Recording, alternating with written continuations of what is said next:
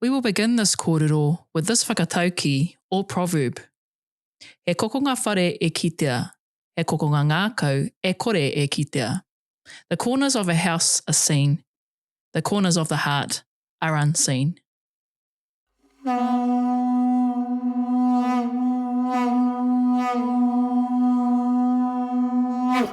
Welcome to the Taonga Files, the podcast that reconnects whakapapa, mātauranga, and the journeys of Taonga Māori. Ko Migoto iria ahau. Ko Amber Aranui tēnei. Through research, Taonga speak, revealing where they've travelled, who they've touched, and what they carry. So let's step beyond the register as we uncover stories that shape who we are. These stories were never lost. They were just waiting to be found. Kia ora tātou, and welcome to the Taonga Files. In today's episode, we'll be talking with Migoto about the Williams Māori Dictionary from 1915. But before we get into that, I want to ask you, Ihoa, before your encounter with this particular dictionary, can you remember the last time you actually used a hard copy Māori dictionary? Actually, you know what, Ihoa? Yeah, thank you. I actually can't even remember because, you know, a lot of these things are available online now, so it's a bit of a convenience and actually sounds really Māngere, but we all know it's the reality and we all do it, you know, in accessing the Te Aka dictionary online. And so, yeah, no, I actually can't remember. I would probably even say about 4 years ago, maybe. I went looking for a dictionary on a colleague's desk. That's how I remember. But yeah, sorry to, embarrassingly, yes. Oh, I mean, I'm the same. I have the Te Aka app on my phone, and so that's what I go to all the time. Okay. Oh, well, anyway, back to the kaupapa for this kōrero. Today we'll be diving into a very interesting kōrero about the Williams Māori Dictionary. This is a special edition. I guess it's not a special edition, but for us it's special. It was first published in 1915, and like a lot of the themes that Migoto has spoken about in this series of the podcast, it is another non-typical taonga. But she will explain the importance of this as a taonga throughout this episode. Some people might seem this boring or quite obvious, but we need to go outside the square in terms of understanding what taonga are. And this first season has really opened up our eyes about the shapes and forms that taonga can take. This kōrero is focusing on a specific edition of this dictionary, as I mentioned like 3 times already. One that belonged to someone who actually worked at the Dominion Museum in the early 1900s. The reason why I'd found this specific edition was because I'm actually a Manu Korero mum, which I'm naming, I'm calling it out. There are all kinds of mums. There's basketball mums, rugby mums, whatever. I'm a Ngā Manu Korero mum, and what that means is I'm doing a lot of editing in the background, a lot of research for my son's speech. He's a competitor. Inside that research, which he doesn't see because he's at boarding school, I go and look for books. I look for sources that can give me a little bit more information than what's on the surface. This particular dictionary that I'd got out is alongside a whole lot of other dictionaries that are in the museum library. I was looking for a specific word. I also know that even within editions of the same dictionary, information can be a little bit different, or sometimes there are words that aren't in other editions. So I know that. And so that's why I was sort of looking for older dictionaries, and I found this one. So with this particular one, and why I thought it'd be interesting to share it on the podcast, is that there are some quite interesting aspects to this specific copy, as I found when I was using it. And I feel it's a bit of a snapshot in the moment of time, and with, you know, much more facets to it than one would think.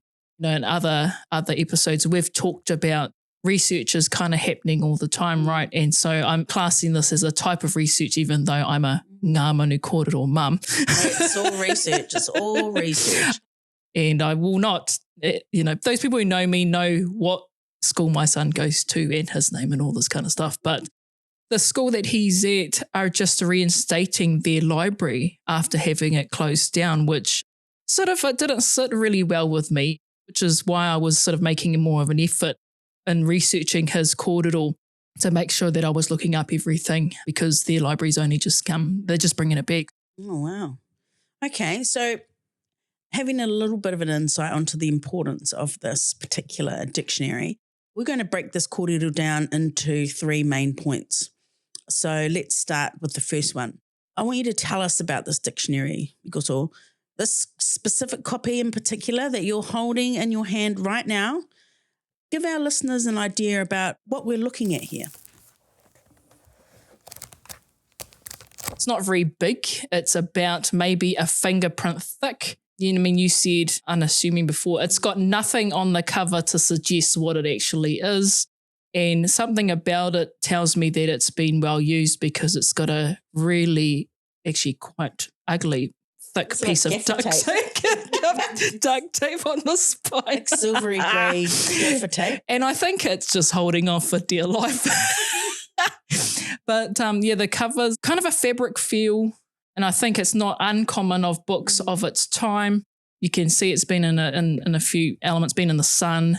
It's got so it's got that, so your stock standard silver duct tape on the spine. Then on the top of that is another thick piece of wide sellotape, and the stickers that it has on it is I think it's the Dewey Decimal number 8, or they call it a core number. It also has a little Māori motif, says Māori Research Area. So I think it means, don't take it away. From our little library. And Migoto is sitting here with it. Sorry, Martin. The inside front cover, various stamps, and core number is actually, just for those library people out there, 499.4043WIL. And inside various stamps, it has an IM number, which is IM758.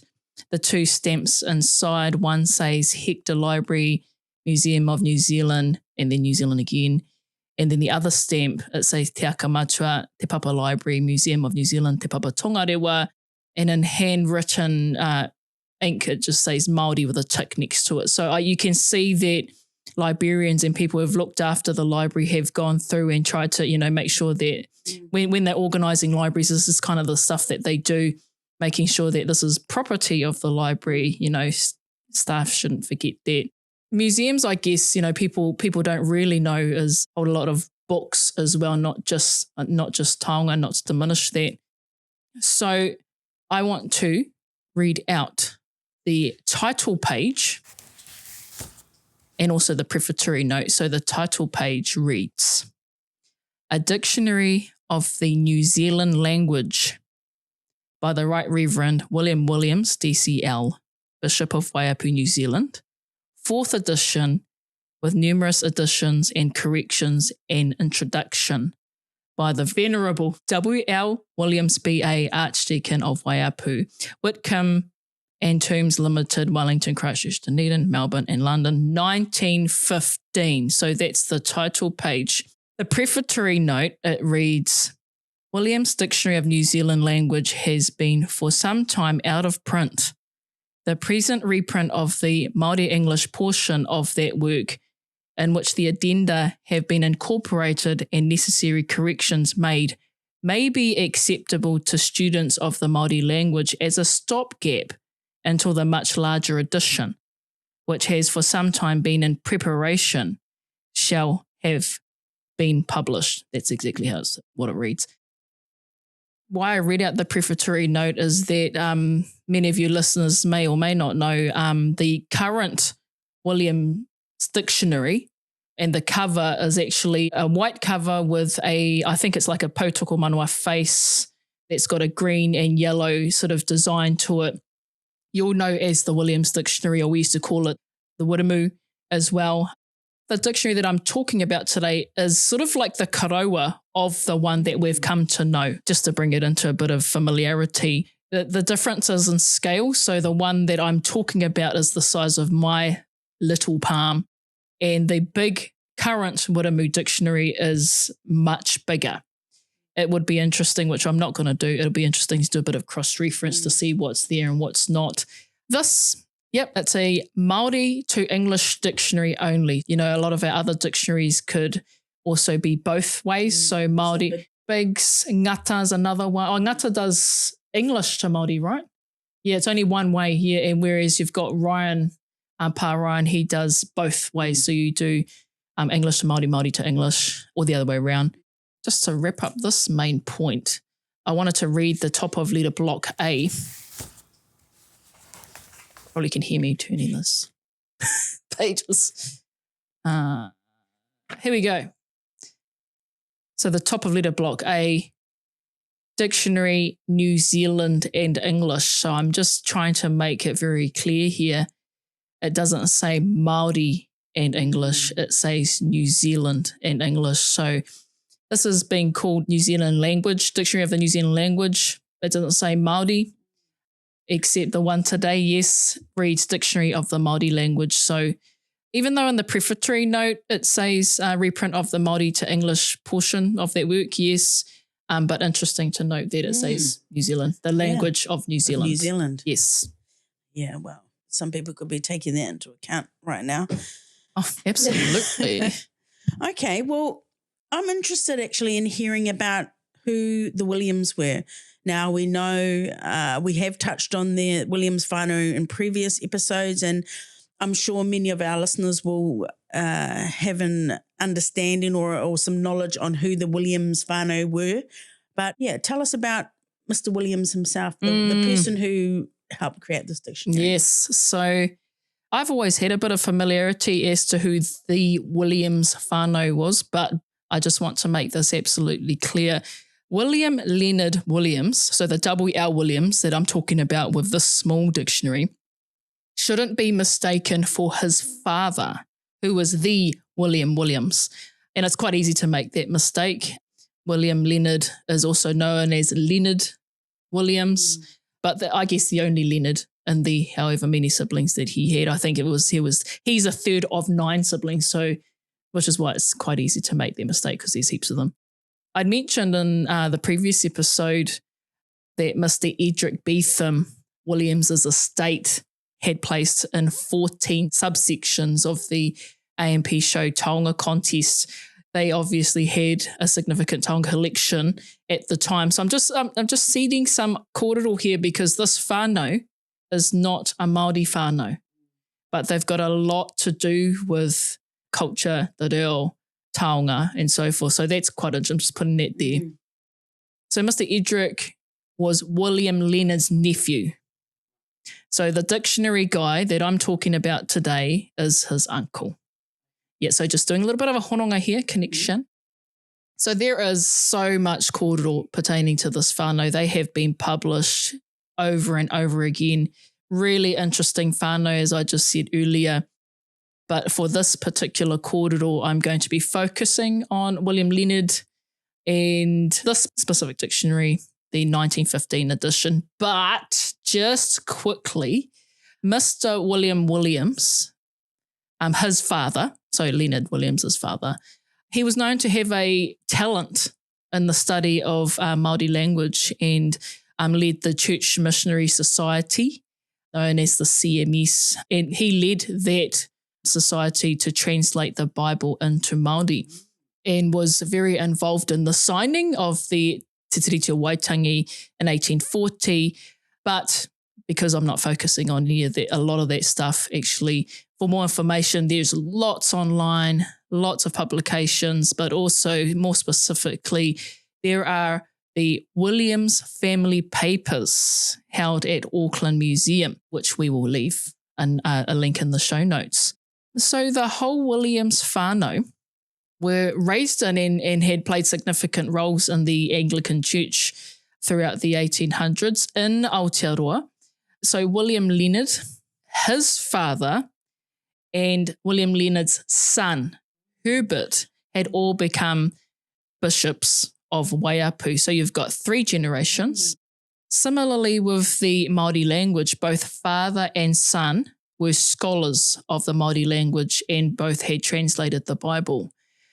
William Leonard later had twice reissued his father's dictionary, a dictionary of the New Zealand language, and had also published his own book introducing the Māori language. And just a tiny plug here, a lot of museums will hold copies of this a book that was published by William Leonard introducing the Māori language. So these are your very early, I guess, renditions of te reo Māori courses that are probably sitting in a library or I guess, perhaps a library or a museum near you, but it's quite interesting to see how the reo was explained, the way that grammar is explained, and the types of words and kupu that were used to teach people to kōrero Māori. William Leonard's son, Herbert, had later reissued the dictionary again, which is what we now know and recognise and use as a dictionary of the Māori language, which I talked about with the green potoko manoa face. And the inside cover of this copy that I'm holding, which I read out earlier, acknowledges both William Williams and William Leonard as the fourth edition in 1915. So just one, I guess, not insignificant note I wanted to make is the side-by-side placement of the Anglican Church and the printing of the Māori language. Mm-hmm. It's probably a feature that or something that we don't really see now. If we were to go and buy a dictionary, we don't look for those sorts of things. Yeah. But this is part of the history of our reo and how it was documented and printed. And I was thinking to the other dictionaries of like Pa Ryan, and Ngata as well. And then you think back, actually, it's because also the printing of the Bible in te reo Māori as well. So that I just wanted to put that there as a bit of a interesting note to make. It all plays a role. I've come to appreciate that sometimes as much as we, religion is quite a controversial, often controversial role in maintaining and the development of our Māori print culture, it also has a role to play. There is so much information that is interesting that will actually take me all day to share, which I am not going to do in this kōrero. Okay, so now we know a little bit more about William Leonard and his whānau. I want you to tell us a little bit more about the specific dictionary. Who did it belong to and how it perhaps came to be in the museum library? When I issued and used this dictionary, I came upon some very interesting finds, not to whakaiti or diminish the kupu I was looking for, but this copy that I'm holding had also had some, I guess, bookmarks that were rather interesting. This is the reason why that I really wanted to talk about it. I kind of thought, I think I need to talk to the senior librarian about this because it's sort of for me, and if I were to have a list of items that I would deem as Taonga, this was quickly hiking up the list for me because of what I had found. So I went and asked our senior librarian, Martin Lewis, little shout out to our mate, about the origins of this dictionary. Mm. I had to spend a bit of time because, to be honest, I was just I was cutting a track trying to do this research for my son's kōrero. So you become quite hyper-focused, but every time I opened it, I would flick to a page and it would open to a leaf, a pressed dried leaf. And I'm like, okay, interesting. It doesn't look like a new or fresh leaf. But also there are reasons why people put things in certain places because this is a page marker. Mm. So I don't know which word that this person was wanting to come back to. Nonetheless, this page marker is still there all these years later for their reference, but obviously that could mate rau atu rātou. But yeah, so that kept happening. So I'd found a dried pressed leaf. I've got to get fresh out of my head because it's old. And then every time I used it, I'd find something else. So another thing that I'd found was a pressed dried fern on another page. Mm. And then, this is how many times I'd opened it, so many times. And I thought, I'm going to keep finding new things. So after I'd found the fern, I kept having a look through. So there's other things like newspaper clippings of obituaries. So obviously maybe people of significance to whoever put it there. And I wouldn't say that these obituaries were necessarily in Aotearoa. So this one I'm holding right now is a Mr. Hopkinson, who died on June 8th, 1929 at I guess the Tangi, or the funeral is in London. Yeah. Oh. So that's another little bookmark. And there are a few of those obituary newspaper clippings, but one, I'm getting to some good stuff. Yeah. There's a newspaper clipping that's on the letter block K page, on one of the letter block K pages. And it's a rather big clipping, and it says the article is titled "Old Māori Workshops Discoveries at Waihi Beach," and then it's got the article. But next to it, somebody has written in pencil December 1924. So again, going back to our mate, Mr. Martin Lewis, I said to him, "Hey, take a look at this." And he said, "Yes, I recognize that handwriting." And I'm like, "Tell me." He says, "I think I know who this dictionary belongs to." So before I get to that, I'm just going to, leave you hanging with that piece of information. The biggest find I found, now, Migoto area, if you know me, you know that I'm Ratana and spent a big portion of my life in the Ratana band. I'm back in Kauganu. I flicked to the back cover of this dictionary, and it had this sort of a paper that's just sort of almost the exact same size as the pages of the dictionary, which is how it's been so well hidden. But it is, to me, obvious that it's not part of the book because it has been ripped out. There's no evidence of it being ripped out. So I had a read, and I was reading through this. There are words on this piece of paper, and I got to a line, and it says, "Matua, tama, wairua tapu me ngā Anahera pono." And when I got to that, I'm like, "Excuse me, Anahera pono? I know who that is." Then I read further on, and it's actually a Ratana Hīmene.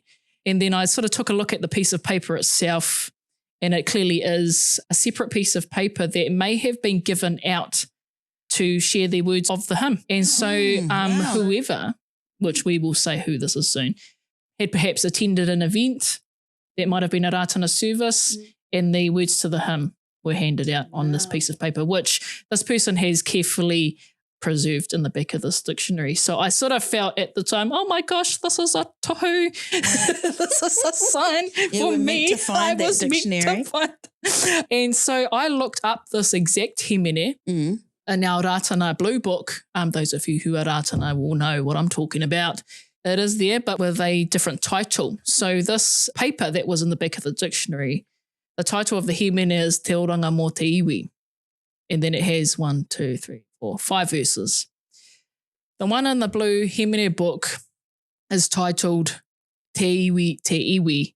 And something that's interesting here, after looking it up in the blue book, it's got brackets 1921, which if you look at the time frame in the blue book, a lot of the Hīmene have a year next to the title in brackets, which is when that Hīmene was brought into our hāhi and was used and sung. So that to me placed this Hīmene and perhaps the event that this the copy of this Hīmene was used. And if you look at a wider time frame of the Ratana Church in the 20s, that was when the Ratana Church had started. So I think now I should actually move on to saying who this belonged to. Our mate Martin Lewis had shared with me that this dictionary was likely to have been a desk copy that belonged to Mr. Elsdon Best himself, who worked at the Dominion Museum as an ethnologist from 1910 for about 21 years. Wow. So Mr. Elsdon Best, as you guys will all know, he researched and published Māori ethnography, as it was called at the time, which included Māori history, material culture, right up to his death in 1931. And around the time he had and was using this exact dictionary, he was elected as the president of the Polynesian Society and appointed to the board of Māori Ethnological research, which was later the Māori Purposes Fund Board, led obviously by Mr. Apira Ngata and Te Rangi Hirua. But Amber, Mr. Elsdon Best. Wow, I think that's quite amazing, given that is likely to have been his sort of working copy, his desk copy. And it kind of reminds me with his little notes that I also make little notes in books. That tell us. Shouldn't. Sorry, Martin. I will link a blog in the show notes to just talk about that more. But anyway, back to Elsdon Best. I come from an anthropological and archaeological background, and I know that Elsdon Best had a huge influence in New Zealand anthropology and museology. You know, his work can be found throughout every single museum, actually, whether that be his publications, The Māori as He Was, Fishing Methods and Devices, which is one that I had a lot for my master's degree. Right. You know, so I'm very familiar with his work. Mm-hmm. And so all of our museums and probably almost every library in Aotearoa will have a book by Elsdon Best. So, you know, he is, I guess, a well-known name. He's all through our archives and actually all through our collections, whether they be physical taonga. Yes. We know that he commissioned taonga to be made in the 20s and maybe a little bit earlier. We know that there are hundreds and hundreds of photographs from some of his expeditions that he undertook with Te Rangi Hirua. Yeah, it makes a lot of sense, that being connected to him and the fact that he was out and about doing ethnography. And for those who maybe don't have an understanding of what that is, in an unacademic perspective, ethnography is when you go out and you observe and you sort of incorporate yourself into a culture and you learn as much about the people and their society and their beliefs and practices as you can. And all of that work that Elsdon Best did in those early times is reflected in a lot of the publications that we now have. No, very interesting. Very interesting. Yes. To be honest, I didn't even know it was Mr. Elsdon's dictionary. I mean, definitely that's a taonga in itself in terms of museum history.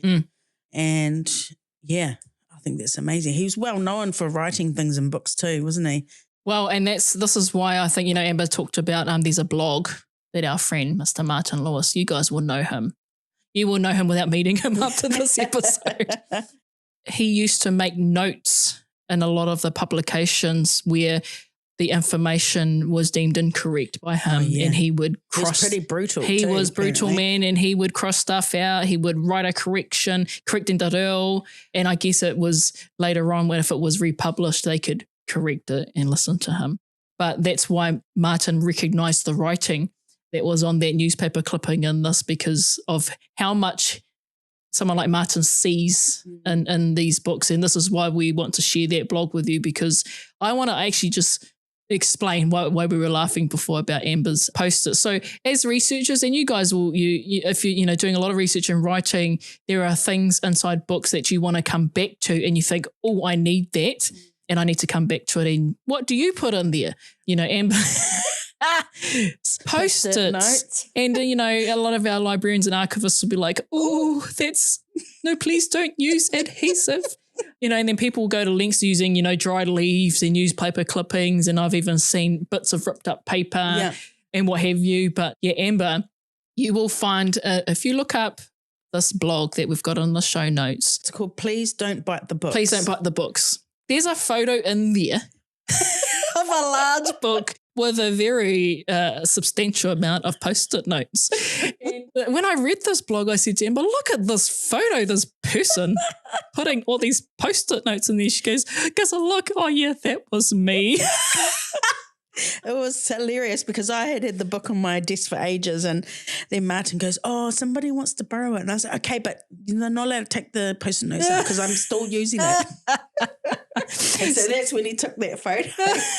Well, I wonder if the Post-its are still in there. Maybe. I think I might have taken them out eventually. Yeah, felt bad. Yeah. Well, this is the thing is that, Elsdon's, even though they didn't have Post-it notes back then, luckily. He would use them if they did. Yes, his bookmarks are still there. And so we're just carrying on the tradition. That's right. So Martin said that this particular dictionary remained in the museum library ever since, and according to its accession number is recorded as the 758th book Wow. to go into the museum library. So I think, our people who are, our museum catalogue geeks out there, you would appreciate what that means. Yeah. Oh, gosh. So, from a small, unassuming book with a rather plain cover, we have discovered much more than meets the eye. One family with generations of dictionary writers, bishops of the Anglican Church, to an ethnographer's desk copy dictionary where his bookmarks still remain, waiting for the next reader to discover, and you very much did.